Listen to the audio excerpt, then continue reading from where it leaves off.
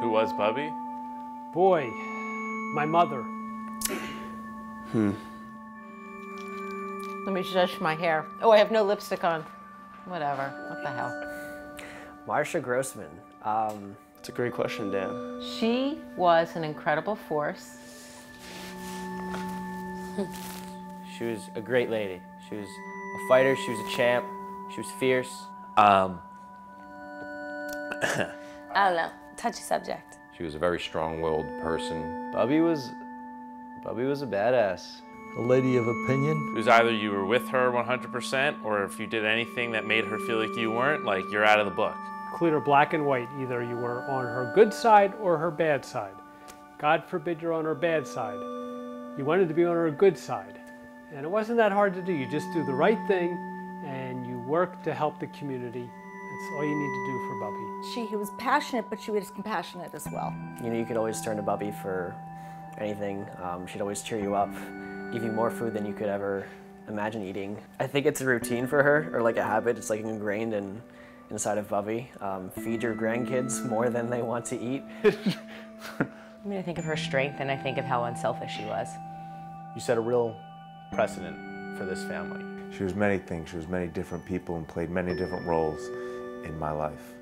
She was a very strong-willed person. Bubby didn't take no for an answer. When she initially fractured her hip, the doctor told her, 1, you're never going to walk again, 2, your life is going to change forever. All of these negative things that, for a woman who was very independent all of her life, signified like some relinquishing some of that independence.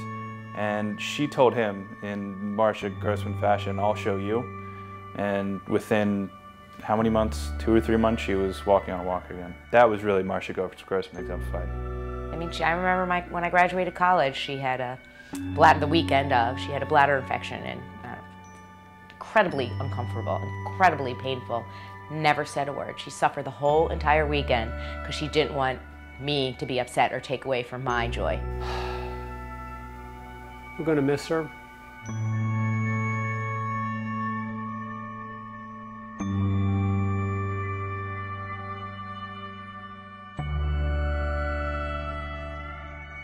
I think about Bubby is her beauty, her commitment to her family, especially her children and grandchildren. Whenever we were with her and Pop, it was always us, it was always everyone. She was the force that brought us all together, for sure. Just about being together, and I really think the cornerstone of what made our family what it is now is her.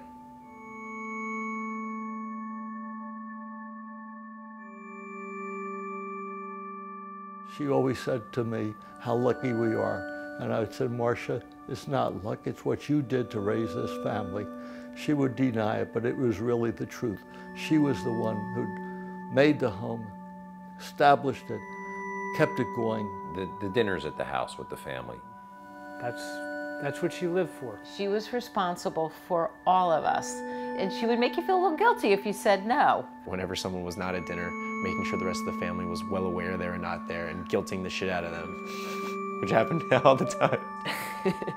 It's good that everyone's here except for Evan because he had a soccer game. It's really nice to be with everyone except Evan, Margie, and Mark. You know, when we said no, we always were like, oh God, she must be really upset with us. But there's many ways to keep a family together, and Gilda's an effective one.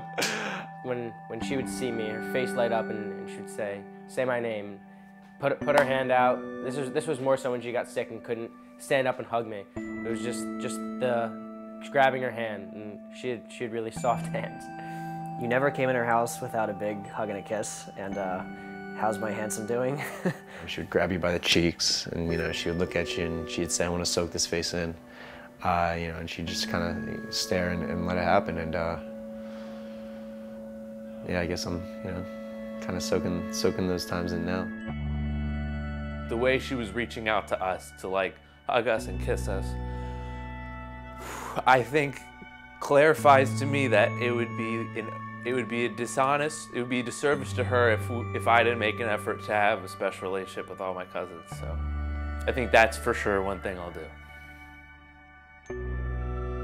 one thing, especially going forward, is the Philadelphia Eagles. She just loved the Eagles. Us going to the games like we do is because of her love of the birds. The Eagles always stuck into the conversation, and she was always the first to share her opinion. Growing up, I would go to a lot of Eagles games with Bub, and most of the curse words I probably learned happened with my 7-year-old grandmother by my side.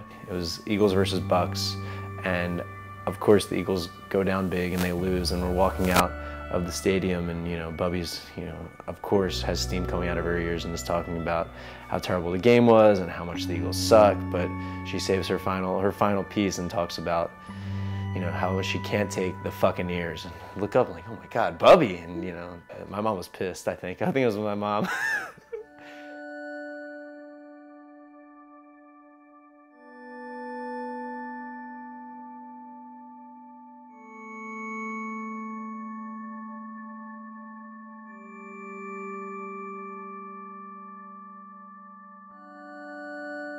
She's an incredible woman, and I feel blessed to have been her daughter. She's gonna be missed. She was the light of my life, my comfort. It was very difficult at this particular time to move forward without her. I will try, but Marsha, I miss you. Love you, Bubby. We miss you. We love you. You're the best. I miss you, Bubby. I wish I could be here, in the last couple of weeks before now, but I'm really grateful for all the time we spent together, so yeah. Just that I loved her like my mom. I want to say, what the fuck, Bubby? You're making me cry like a little boy, but it's okay. I'll do that for you.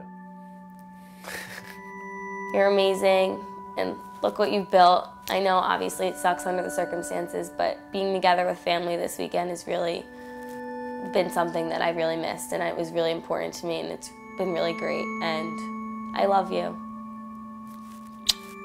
Fly, Bubby, fly.